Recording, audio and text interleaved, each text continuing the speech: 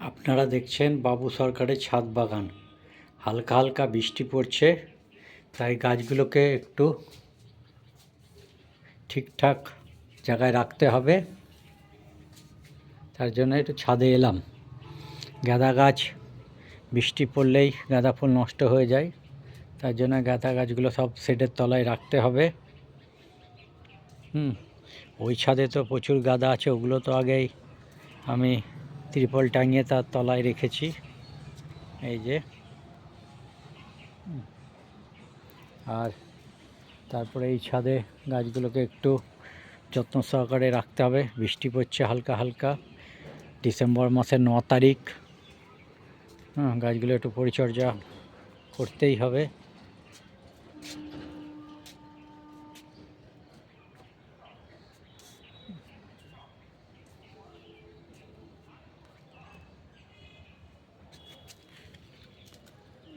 লেবুটা কি পড়ে গেছে? না, পড়েনি, লেবুটা ঠিকঠাক আছে। এই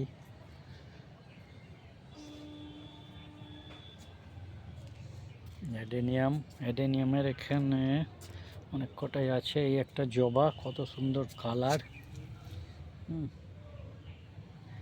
পিঙ্কের উপর লাল, কড়িমড়ি অনেক আছে। এটা একটা মিষ্টি তেঁতুল গাছ, ফুল এসছে। ওই ভেতরে দেখা যায় লাল হলুদ।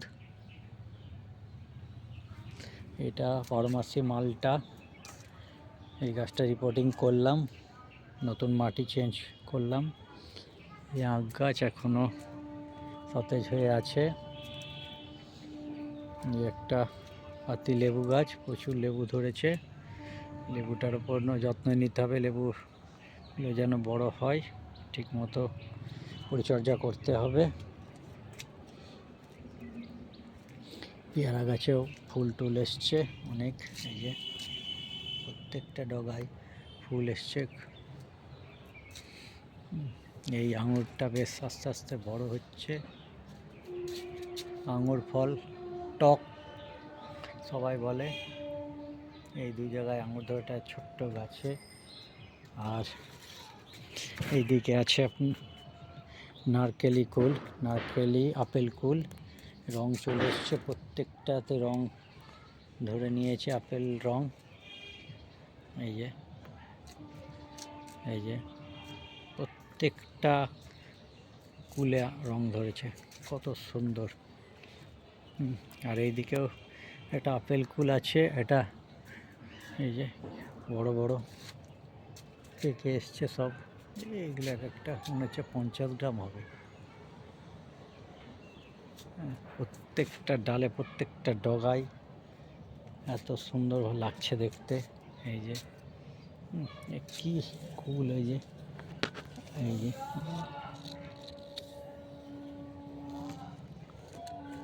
পেকে গেছে মনে হচ্ছে সব। এইদিকে আপেল কুলে এই একটা গোল আপেল কুল, এটা রং কত সুন্দর, কত সুন্দর ধরে আছে সব।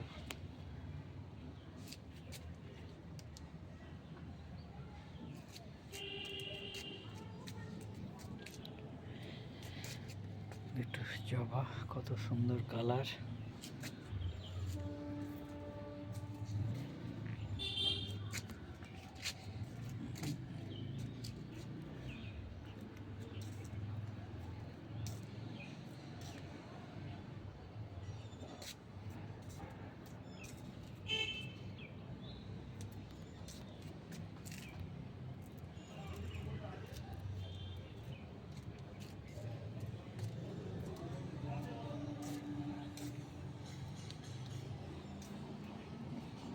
এইখানে আর একটা টবে আখ গাছ, ওইদিকে ড্রাগন ফ্রুট,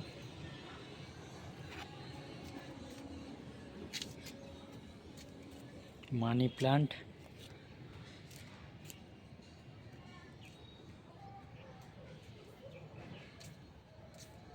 কাঠচম্পা,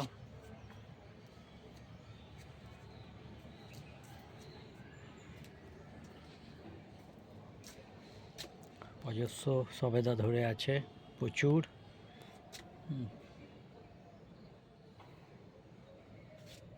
এটা একটা কাঁঠাল গাছ।